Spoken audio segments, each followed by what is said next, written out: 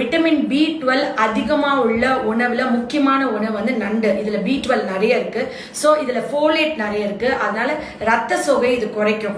இதுல selenium zinc நிறைய இருக்கிறதுனால நீங்க எல்லாம் யோசிச்சு பாருங்க, கொரோனால பாதிக்கப்பட்ட எல்லாருக்குமே நிறைய செலீனியம் டேப்லெட்டும் ஜிங்க் டேப்லெட்டும் கொடுத்தாங்க.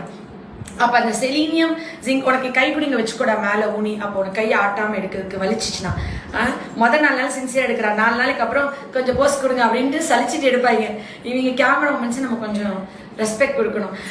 இந்த வந்து ரெகுலரா நண்டை வாரம் ஒரு முறை எடுத்தவங்களுக்கு அல்சீமர் நோய், டிமென்ஷியா வராது. மூளைக்கு அவ்வளோ நல்லது.